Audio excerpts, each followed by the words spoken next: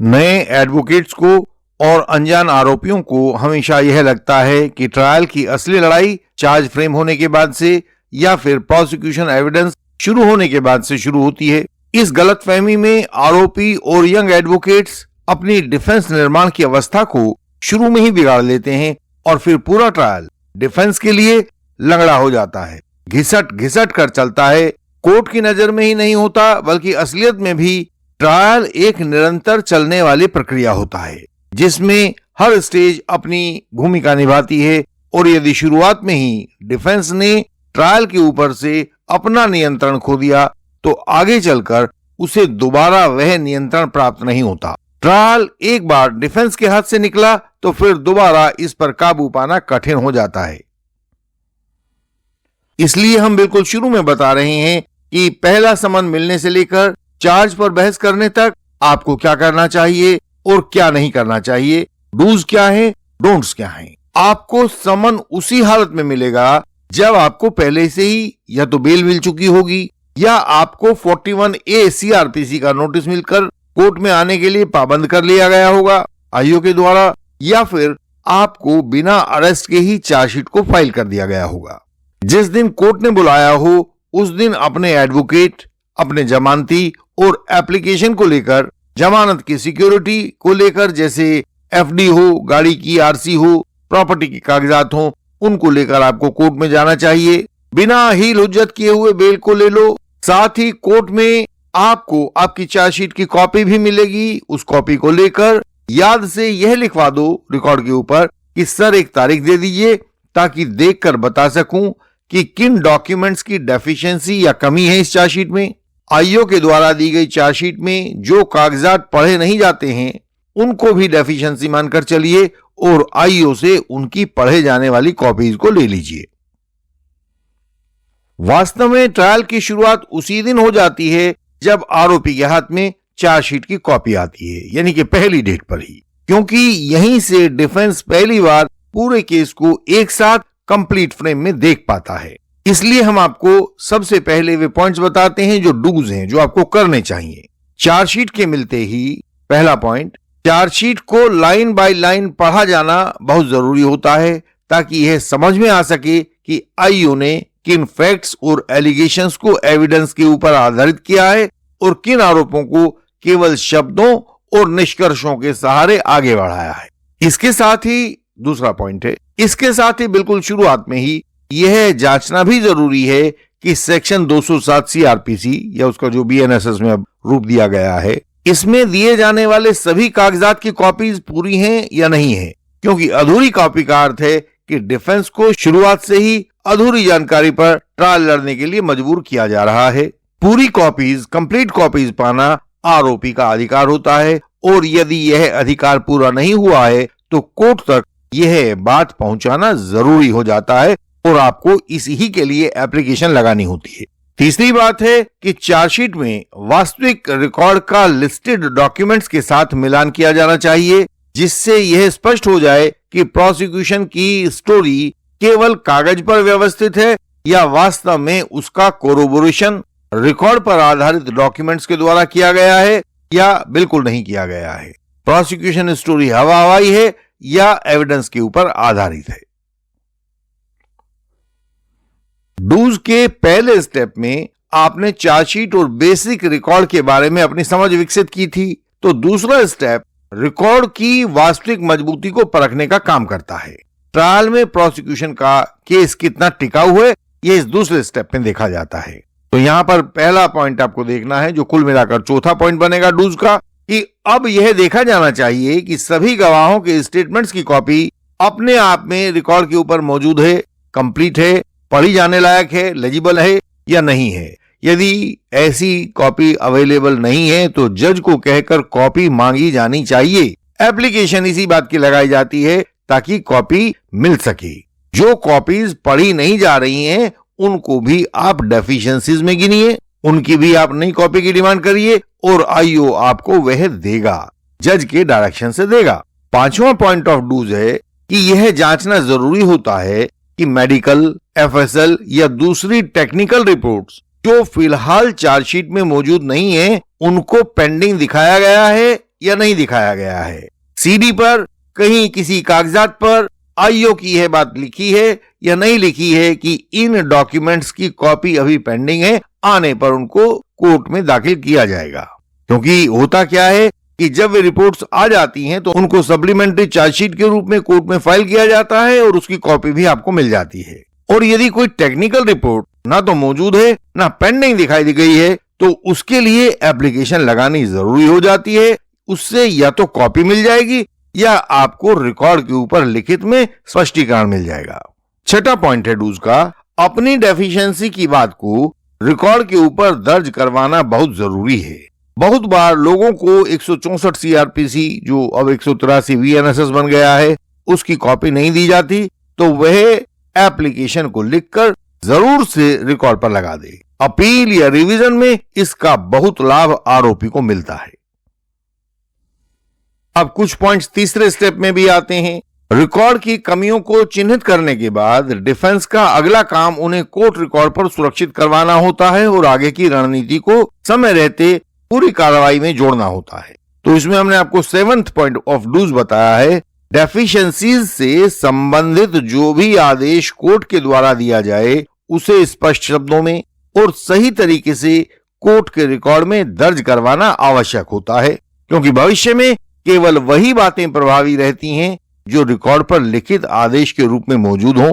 जज ने मौखिक रूप से आपको क्या आश्वासन दिया था, इससे कोई बचाव नहीं होता। कई बार जज कह देते हैं हाँ हम बैठे हैं ना, कोई बात नहीं है, हम देख लेंगे इसको, आपको उसी समय पर कॉपी दे देंगे। तो वो सब बातें किसी मतलब की नहीं होती, ना ही कोई दूसरा आने वाला जज उन बातों को समझकर आपको कोई लाभ पहुंचा सकता है। 8वें पॉइंट में भी यही बात है कि यही स्टेज जो शुरुआती स्टेज है, यही स्टेज चार्ज फ्रेमिंग की तैयारी को तय करती है। गवाहों के बयानों को कोरोबोरेट करते हुए डॉक्यूमेंट्स और आरोपी को ना दिए गए हिस्से और कोर्ट के लिखित आदेश, इन्हीं बातों से आरोपी का चार्ज या डिस्चार्ज तय होता है। यदि इनमें से कोई बात चूक गई तो आपको चार्ज के समय पर कुछ डिसएडवांटेज का सामना करना पड़ेगा। एक और बहुत महत्वपूर्ण बात हम आपको 9 नंबर के डूज में बता रहे हैं कि जैसे ही आपको डॉक्यूमेंट्स मिले वैसे ही एक डिस्चार्ज एप्लीकेशन आपको रिकॉर्ड पर लगा देनी चाहिए। नए कानून बीएनएसएस के तहत डिस्चार्ज एप्लीकेशन की 60 दिनों की टाइम लिमिट लगाई गई है। बाद में आप यह तय कर लेते हो कि चलो जी आर्ग्यूमेंट करना है हमें डिस्चार्ज के ऊपर, तो आप उस एप्लीकेशन का सहारा ले सकते हो। लेकिन अगर आपको ऐसा नजर आता है कि नहीं हमें डिस्चार्ज पर बहस करने की आवश्यकता नहीं है, तो उस एप्लीकेशन को आप नोट प्रेस्ड 4 करके उसको आप खारिज करवा सकते हो। आपका लाभ यह रहता है कि वो जो 60 दिनों के बाद दोबारा से आपको प्रोसिक्यूशन या कोर्ट एप्लीकेशन लगाने का मौका नहीं देता, उससे आप बच सकते हो। अभी तक आपने देखा कि ये सारे डूज जो हैं वे ट्रायल को सही दिशा देते हैं, वहीं कुछ गलतियां ऐसी होती हैं जो शुरुआत में ही डिफेंस को कमजोर कर देती हैं। उनको करने से बचना जरूरी है, तो हम उनको डोंट्स की श्रेणी में शामिल करते हैं और उन डोंट्स को पढ़ते हैं कि आपको इस ट्रायल के दौरान शुरुआती अवस्था में क्या नहीं करना चाहिए। इनमें से पहला पॉइंट है कि यह स्टेज रिकॉर्ड की कमियों को उजागर करने, अपनी डेफिशिएंसीज को रिकॉर्ड के ऊपर लिखित रूप में प्रिजर्व करवाने की होती है। प्रोसीजरली खुद को सही साबित करने वाली एप्लीकेशन लगाने की होती है। कुछ लोग यह सब ना करके मेरिट या चार्ज पर बोलना शुरू कर देते हैं। यह सबसे पहली गलती होती है जो आरोपियों की डिफेंस को प्रोसिक्यूशन के सामने खोल देती है और वे उस कमी को रिकॉर्ड पर पूरा करवा लेते हैं। दूसरा पॉइंट है कि इस स्टेज पर जो काम नहीं करने चाहिए उनका दूसरा पॉइंट है, इस स्टेज पर किसी भी रूप में डिफेंस की रणनीति को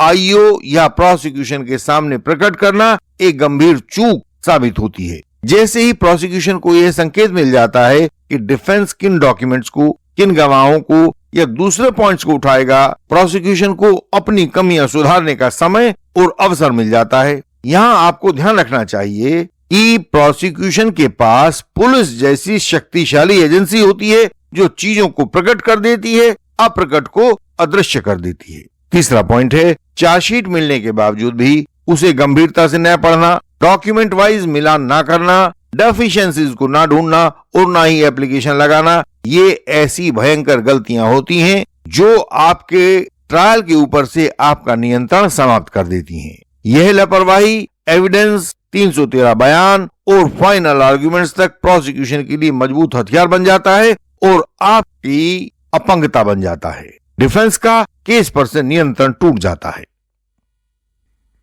अगले भाग में हम देखते हैं कि ट्रायल की शुरुआती तारीखों को हल्के में ले लेना अक्सर ऐसी गलतियों को जन्म देता है जिनका सुधार करना बाद में संभव नहीं होता। चौथा पॉइंट आप डोंट्स में देखिए, डेफिशिएंसी की तारीख जो पहली अपीयरेंस के बाद लेकिन चार्ज पर बहस से पहले होती है, उस पर बिना डेफिशिएंसीज की लिस्ट, बिना लिखित नोटिंग और बिना लिखित एप्लीकेशन के कोर्ट में आप उपस्थित हो जाते हैं। कोई बात रिकॉर्ड पर लिखी नहीं जाती, जज के साथ कम्युनिकेट नहीं हो पाती और आरोपी की डिफेंस को पूरे ट्रायल के लिए पंगु बना देती है। पांचवा पॉइंट हम बताते हैं कि डेफिशिएंसीज के बारे में बार बार मौखिक आपत्तियां करना और केस की मेरिट पर उजर कर देना, कोर्ट में ऐसे बयान दे देना जिनका कोई लिखित रिकॉर्ड नहीं है, जैसे कोई कह दे कि चार्जशीट में सब कुछ गलत है, केस झूठा है, कोई एविडेंस नहीं है, गवाह झूठ बोल रहे हैं, मेडिकल रिपोर्ट से कुछ साबित नहीं होता, इसलिए चार्ज नहीं बनता। और इन सब को सुनकर होता क्या है कि जज साहब एक सीधा सा वाक्य ऑर्डर शीट में लिख देते हैं,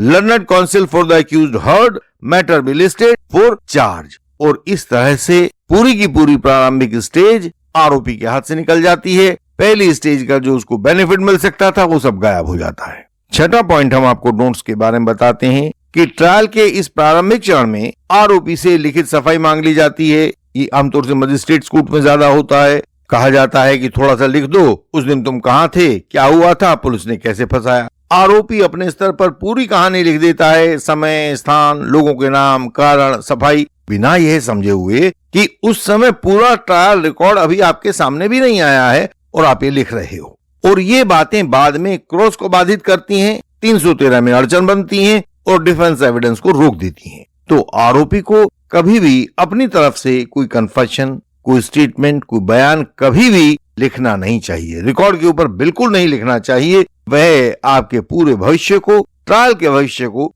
बाधित करता है।